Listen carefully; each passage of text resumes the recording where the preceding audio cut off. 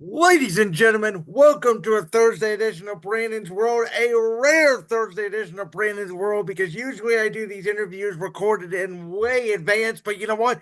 Today I'm being the final boss, and because I fucking can do whatever the fuck I want because it's my fucking show, I'm bringing on the man, the myth, the legend, Michael Reiner to talk about maybe the greatest heel turn of all time that went down in the Elimination Chamber this past Saturday in Toronto, Ontario, Canada. Michael Reiner, welcome back to Brandon's World.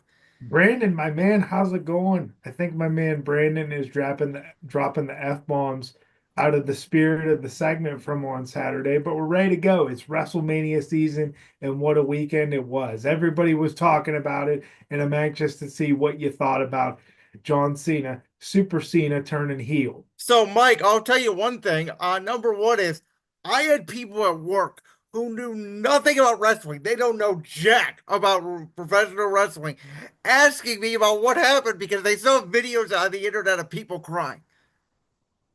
Well, yeah, I mean, when you first look at the segment, okay, so I'm sitting there in my living room watching with my family, and my parents are pretty much fallen asleep. So it's just me there watching. And I have to really give a lot of credit to my brother Mitchell because right after the Royal Rumble, I sent Mitchell the promo of him at the podium.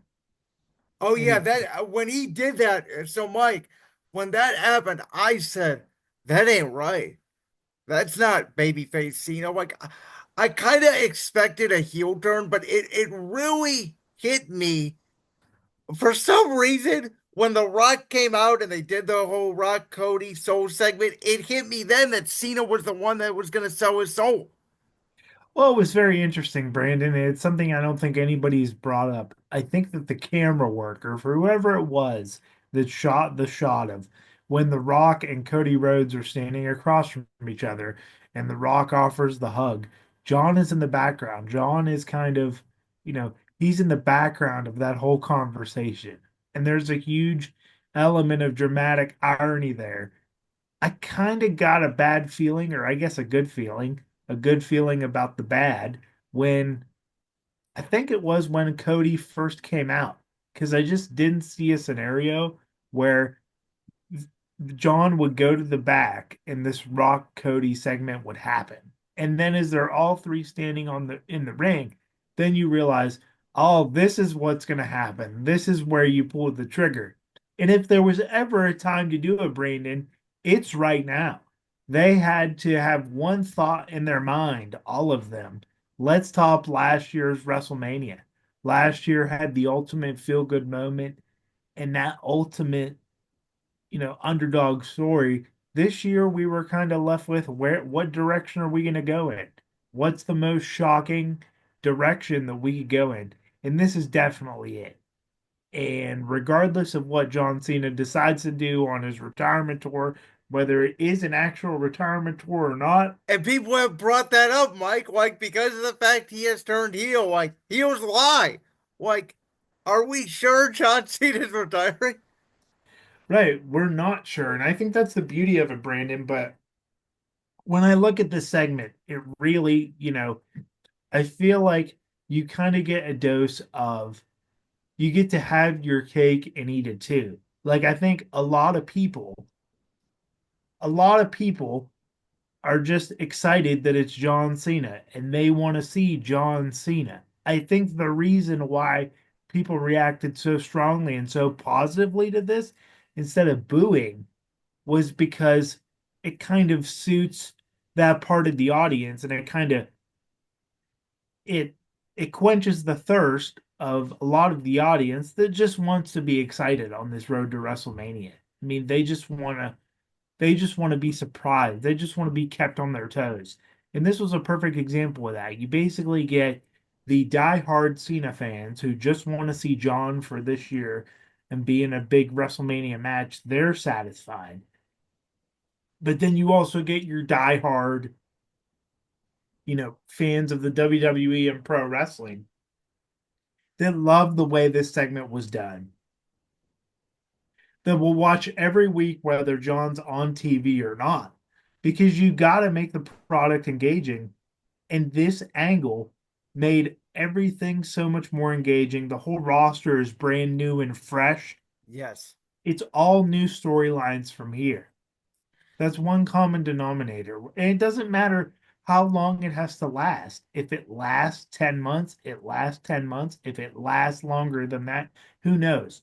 But we're in for it for the ride, and this is the biggest match that they could put together without The Rock's involvement. If you're asking me, I don't think The Rock needs to wrestle at WrestleMania this year. No, I completely agree, and I don't think he's going to.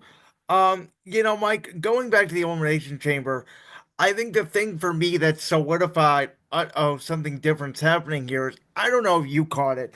When Rollins first stomped Punk, Cena did not wait. He did not hesitate. He immediately put in the SCF on Punk. And that, again, was a little bit out of character. And I also think the fact that, like, John was saying, he guarantees he's going to win a 17th World Championship. It's best for business.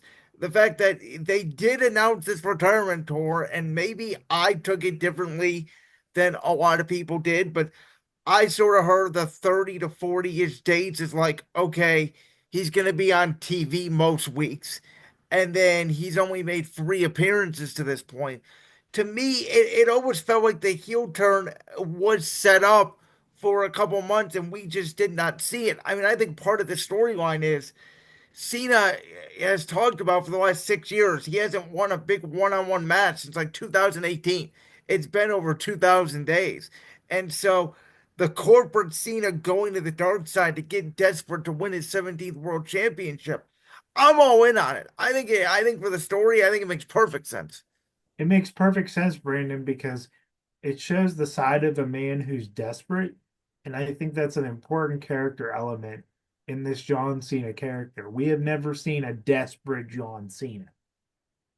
I think we have seen, you know, the hustle, loyalty, respect John Cena, the never give up John Cena. Now we totally see a different John Cena, and it fits the mold of this storyline.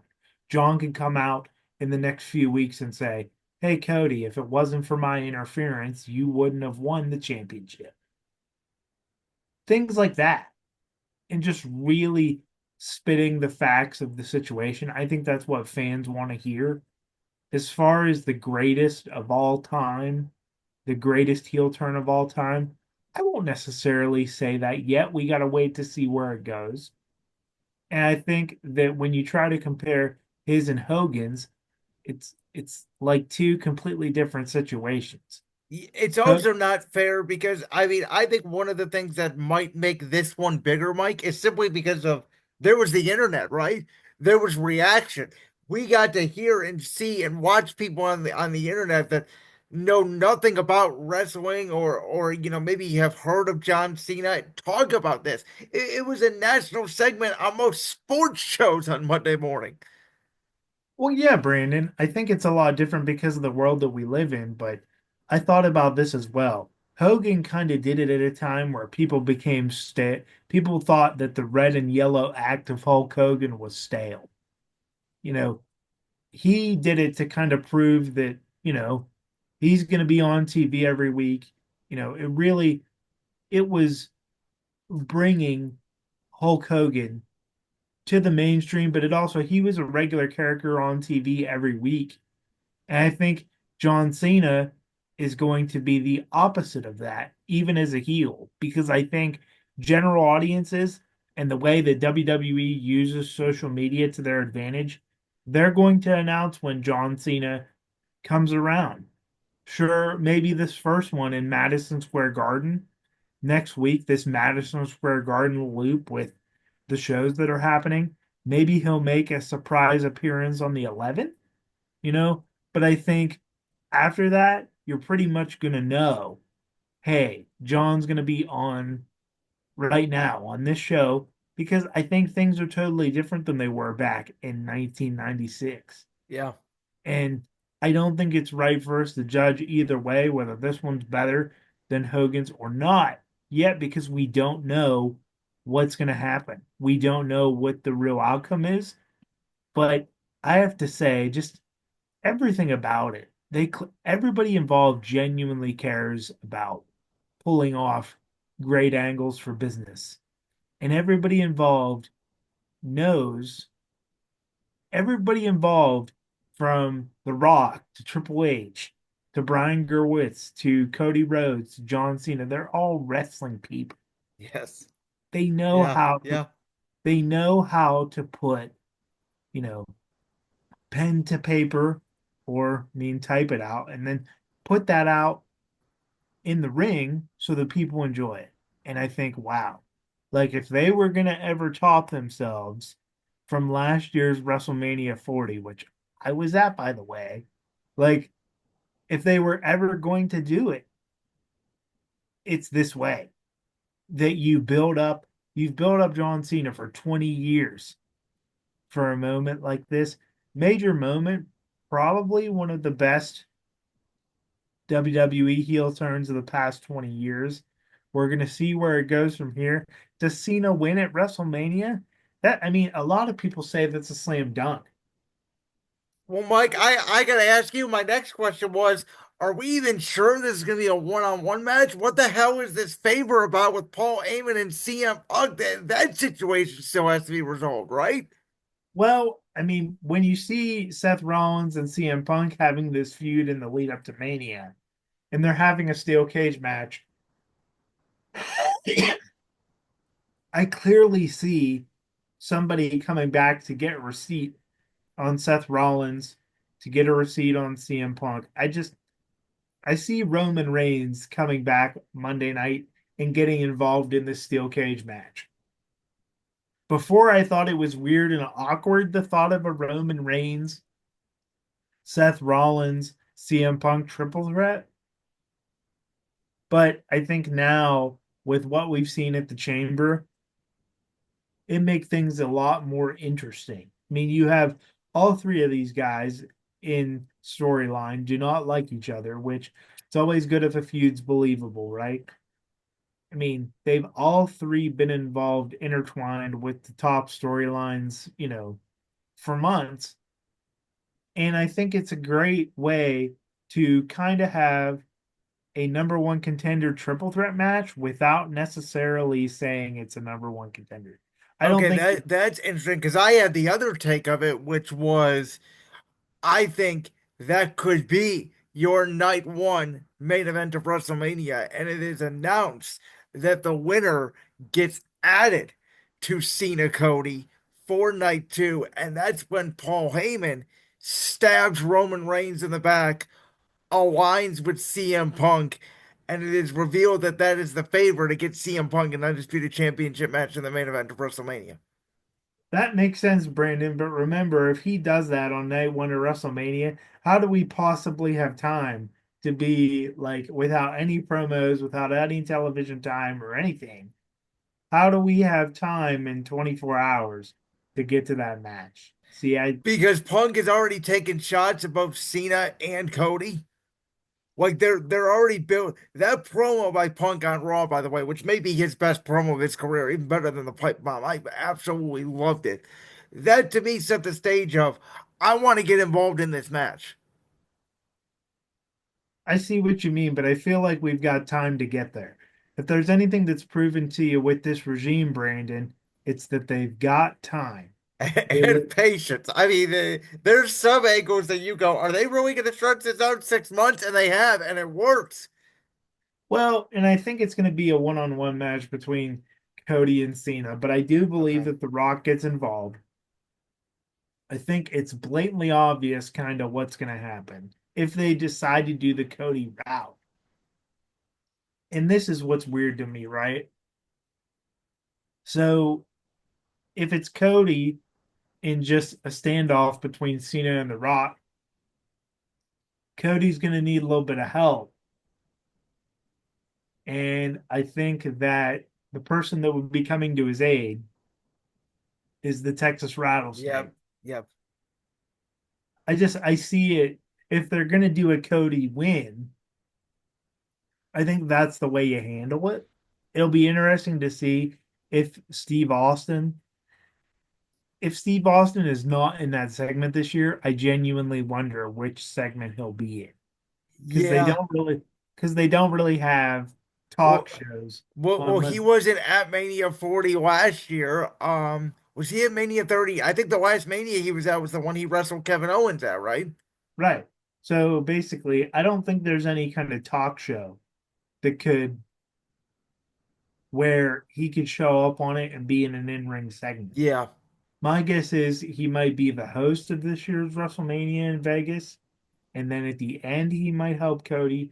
But I think it could go one of two directions. I think you get the Steve Austin interference to save the day, Cody retains, which honestly, you know, it makes a ton of sense. You could have John, continue to be a heel, feud with this other guys, but or they could just go with a Cena win. He wins the 17 championship, and we're off to the races with these month-long feuds for John Cena. See, I struggle with the fact that if Cena loses, where do you go with the heel turn? Because it sort of feels like the full heel turn is about the championship. To me, I see it as Cena wins.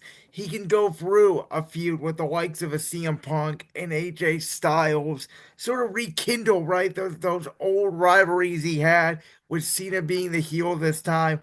Eventually, he'll lose the title back to Cody. Maybe you have him have one more match with The Rock. Maybe he feuds with The Rock.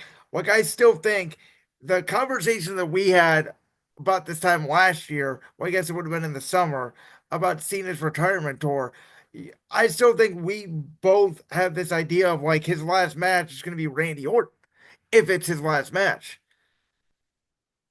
I don't know. I kind of like the idea of doing one more with him and The Rock at the end, if it's going to be the end, and then you have The Rock defeat him in round three.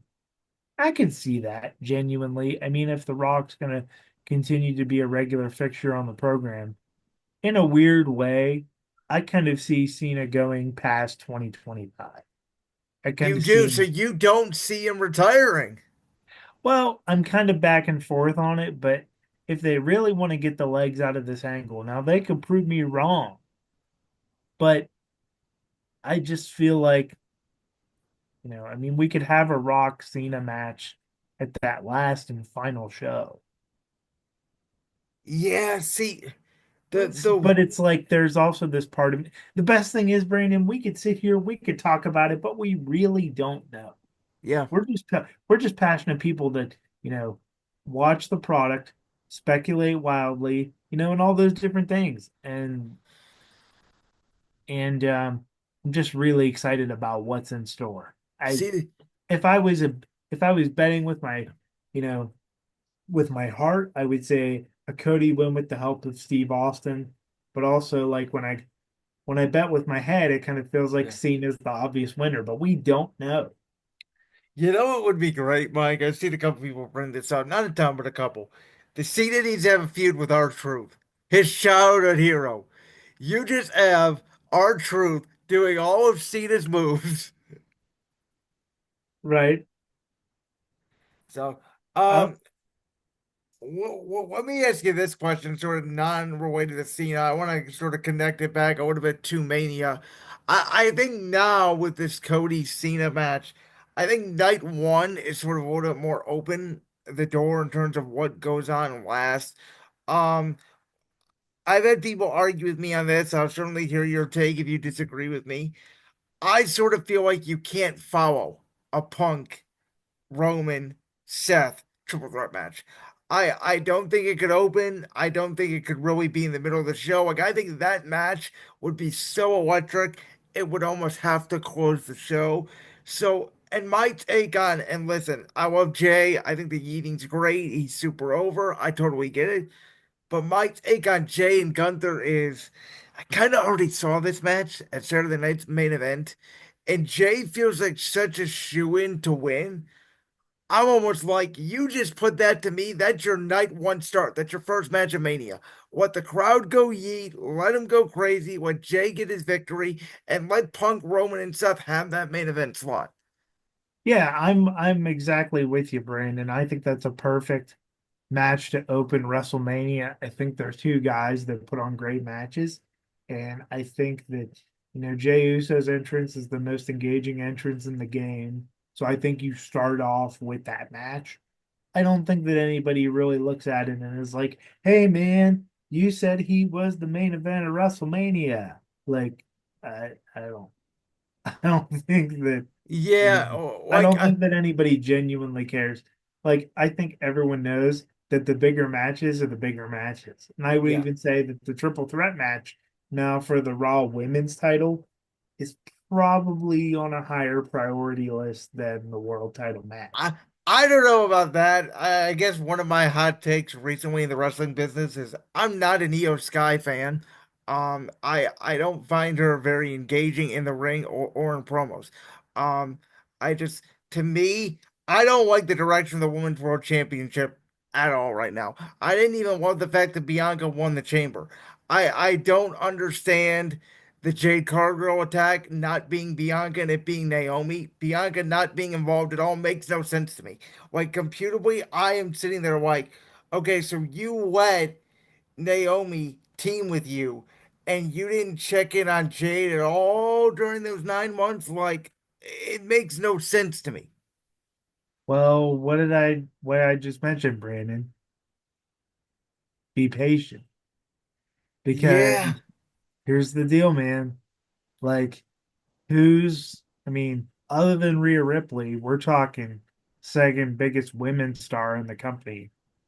Who's jockeying for position for that? You know, I mean, I think you could say that Bianca and Jade are jockeying for position for you that. probably would say Charlotte, honestly. Well, but like I guess she's in the upper echelon, but I guess up and coming women babyface stars. I think Who's to who be would honest with you, it's Bianca and that's it. Like, well, I but like well, why aren't we maybe. putting listen, Brandon, let me finish. Like I'm telling you, like Jade Cargill and her, like that would be an unbelievable feud. What if, you know, what if she was the one that put Naomi up to it? See, that's where I'm like, I want Bianca to be the champion, and I think eventually we can get to Bianca and Jade. But I don't. It just feels so strange to have Bianca like completely away from Jade during this attack. Like she's just gonna go off and win the championship and not acknowledge the attack at all. I don't think that she's going to win the championship. I think that this title change on Monday was strictly to keep people on their toes, to keep people invested. I think it's some people would call it hot shotting. I don't necessarily think it is. I mean, some of the best, you know, TV of the Attitude Era was switching championships, sometimes at the most unexpected moments. I think you have Rhea win the title back. If you wanted to ask me my personal MVP of the entire show, week in, week out, male or female, it's Rhea Ripley. She is, when you think about, people like to use the term aura, like she's in just her prime as a performer right now, and she is one of the most popular bottom line wrestlers in the world today. She's incredible. Everything she does, it's interesting. You want to watch the television when she shows up. Like For you're example, not she, wrong. You're not wrong. yeah, You, I mean, I don't know. It feels like there's not real meat on the bone there with these stories. I mean, even Tiffany Charlotte is kind of a random. Like Charlotte came back and won the Rumble, and Tiffany just recently won the championship. Like she's only been in WWE for a couple years, and I like Tiffany's trend. Does she feel like she could be in a top spot of WrestleMania right now? I don't know that answer. The women's I division to me is just so weirdly booked right now. if you listen to the crowd though, Brandon, I think there's so much talent, and I think Yes. that Tiffany Stratton is a breath of fresh air. And when you also when you draw parallels, who's like one of the most popular like pop stars in the world right now?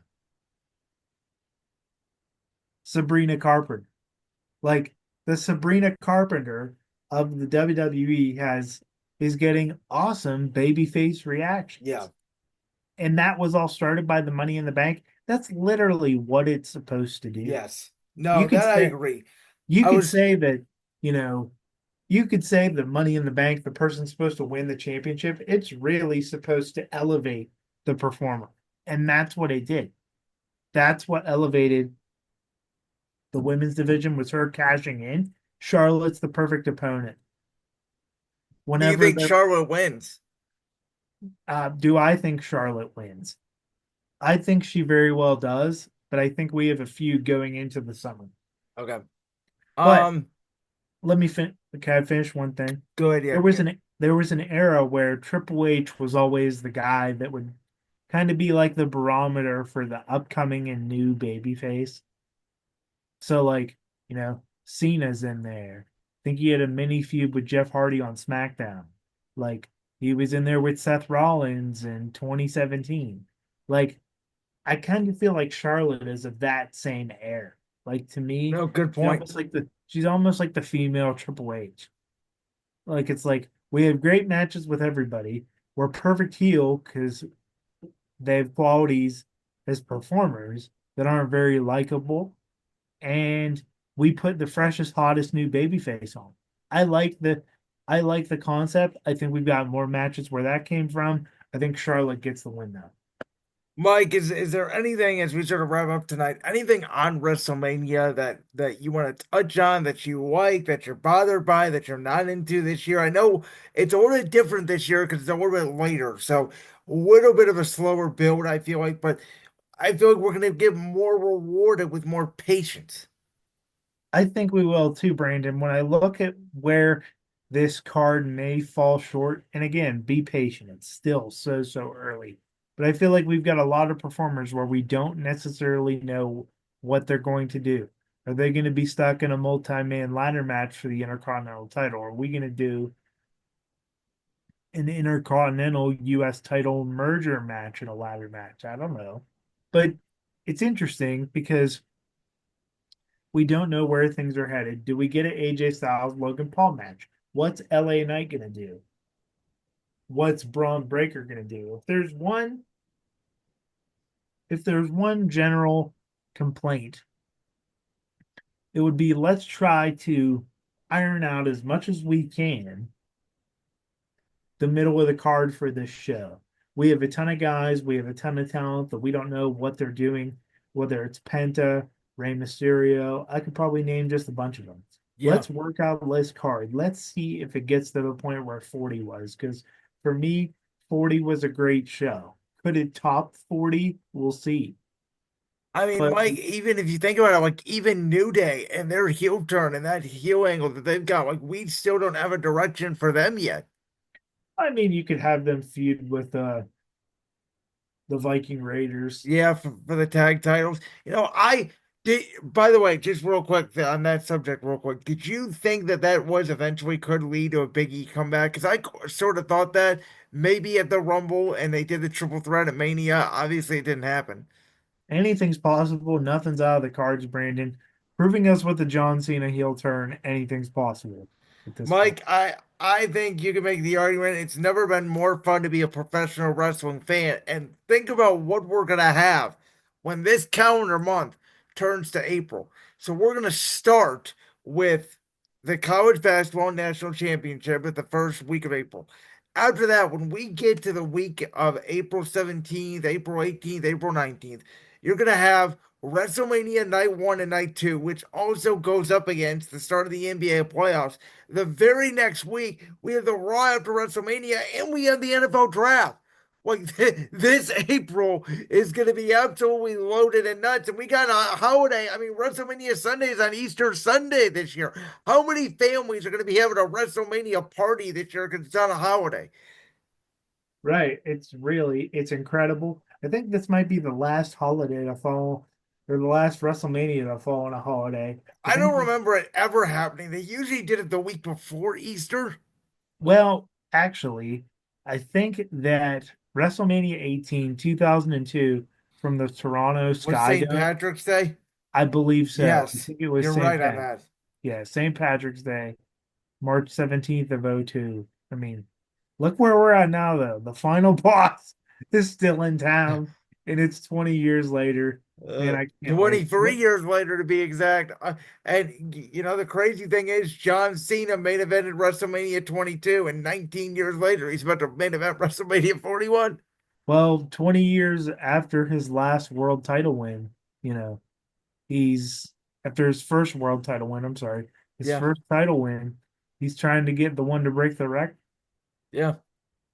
All right, well, that'll do it for this edition of Brandon's World. You guys all know we're in collaboration with the one, the only Voltage Live. My social media links are in the description below. Michael, you want to shout out any of your social medias real quick, bud? Just Michael Reiner on Facebook.